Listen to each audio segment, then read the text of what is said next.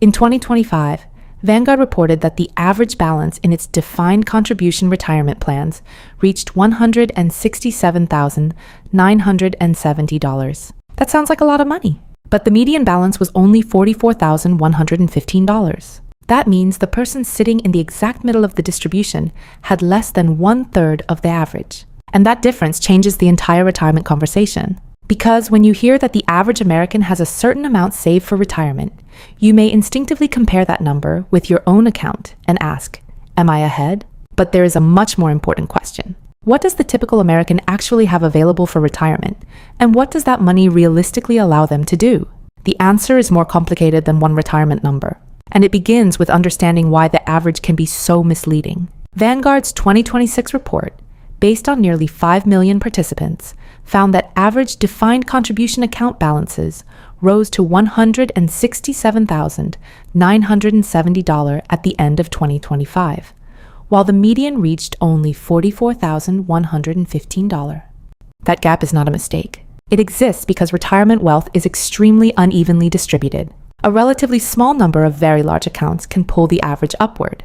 Vanguard found that in 2025, 28% of participants had less than $10,000, while 16% had at least $250,000. So when someone says, the average retirement account is nearly $168,000, that number does not mean the average person approaching retirement has $168,000 sitting in an account. It is a statistic about participants in Vanguard plans, and that distinction matters. The Federal Reserve gives us another way to see the picture. In its most recent survey of consumer finances, retirement accounts were held by 54.3% of U.S. families in 2022.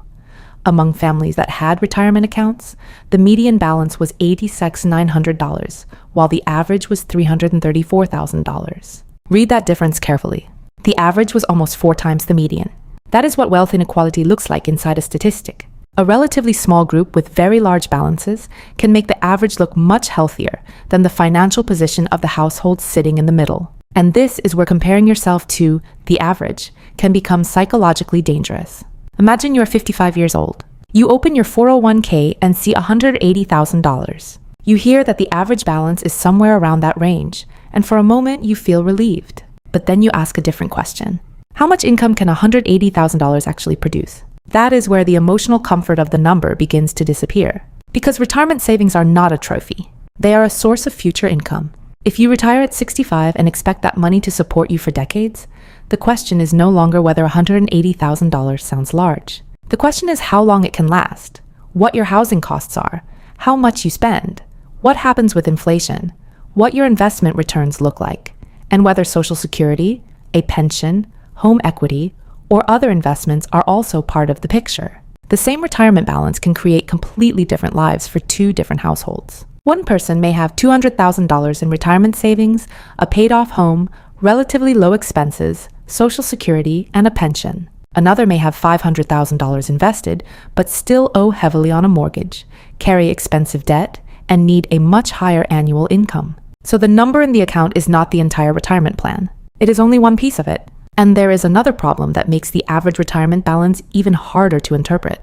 Age. A 25-year-old with $10,000 is not necessarily behind. A 25-year-old has something the 65-year-old does not have in the same quantity. Time. Vanguard's data shows average retirement balances rising substantially with age. Participants under 25 had an average of $6,899,000 and a median of $1,948,000.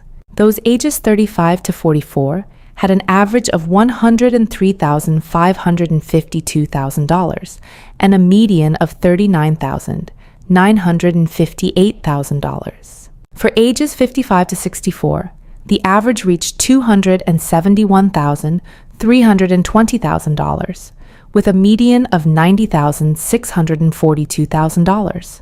The pattern makes sense. Older workers have generally had more years to contribute, more time for investments to compound, and often higher incomes. But look at the median for people ages 55 to 64, about $95,600. That number should make you pause. Not because $95,600 is meaningless, but because retirement is getting close, and the account balance itself may not be large enough to provide a comfortable, independent income without other resources. And this is where the real retirement problem appears. It is not simply that Americans are saving too little. It is that many people are trying to solve a decades-long problem with a number that is being built one paycheck at a time. The psychology makes this difficult. Retirement feels distant when you are 30. At 40, it can still feel like something that belongs to another version of your life. At 50, the future suddenly becomes much more concrete. And by then, time has become the most expensive thing you cannot buy back. A missed contribution at 25 is not just a missed contribution. It is years of potential compounding that never happened. Consider someone who invests an additional $300 every month for 30 years. At a hypothetical 7% annual return, that contribution alone could grow to roughly $366,000. The exact result will vary because investment returns are never guaranteed. But the principle is what matters. Small amounts become powerful when they are given time. This is why retirement is less about finding a magical number and more about understanding the relationship between savings, income, time, and spending. And there is one statistic that makes this even more interesting. The Federal Reserve's 2025 survey of household economics and decision-making found that only about 1/3 of non-retirees said their retirement savings were on track. That tells us something important. Having a retirement account and feeling prepared for retirement are two completely different things. You can have a 401k and still be financially uncertain. You can have $100,000 saved and still feel behind. You can have $500,000 and still need to carefully plan your retirement. And you can have less than that and potentially be in a better position than someone with a larger balance if your expenses, housing, guaranteed income, and financial obligations are dramatically different. So are you better off? Maybe. But comparing your balance with one national average will not tell you. A better comparison begins with 4 questions. How much income will I actually need? How much reliable income will I have? How much of my current lifestyle will I need to maintain? And how many years does my money need to support me? That is the framework that turns a retirement balance into a retirement plan. Because $200,000 is not a retirement lifestyle. Neither is $500,000. Neither is $1 million. Money only becomes meaningful when you connect it to the life it is supposed to fund. And there is something else people often overlook. Retirement security is not determined only by how much you accumulate. It is also determined by how much you require. A household spending $40,000 a year has a very different problem from a household spending $100,000 a year. The person who lowers fixed expenses before retirement may create more financial flexibility without earning another dollar. That is why the question, how much do I need to retire, is incomplete. The better question is, how much do I need to support the life I actually want? That distinction can completely change the target. If your future lifestyle requires $90,000 a year, then a retirement balance that looks impressive on paper may not be enough.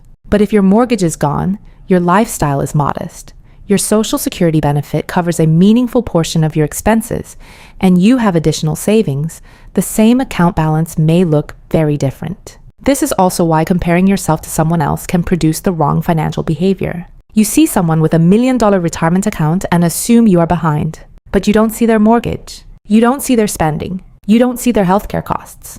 You don't see their other assets. And you certainly don't see how much of their income they will need to replace. You are comparing one visible number from your life with one visible number from someone else's. That is not financial planning. It is financial comparison. And financial comparison can make people either complacent or unnecessarily afraid. The person below the average may panic and take excessive investment risks. The person above the average may become complacent and assume they are finished. Both can make mistakes. The better approach is to replace comparison with calculation. Look at your expected retirement income. Look at your expected expenses. Look at your debt. Look at your housing situation. Look at your savings rate. Look at how much time remains. Then ask whether those pieces work together. Because retirement is not a competition against the average American. It is a negotiation with your future self. And that may be the biggest misunderstanding surrounding retirement in America. People obsess over the number because the number is easy to see. Your 401k balance is right there on the screen. But the real measure of retirement security is not simply how much money you have accumulated. It is how much freedom that money can buy you. The ability to stop working when you choose. The ability to handle a major expense without destroying your future. The ability to say no to a job you cannot stand. The ability to spend your later years without constantly wondering whether the money will run out. That is why the person with the largest account is not automatically the person who is best prepared. And the person with less than the average is not automatically doomed. The real goal was never to beat the average. It was to build enough financial capacity that your future is not controlled by your next paycheck. Once you understand that, the retirement question changes. Instead of asking, do I have more than the average American? You start asking the question that actually matters. Will the money I have built give me the freedom to live the life I want when my paycheck finally stops? Because the number in your retirement account is only the beginning of the story. The real story is what that number allows you to do with the rest of your life. And that is the number worth measuring.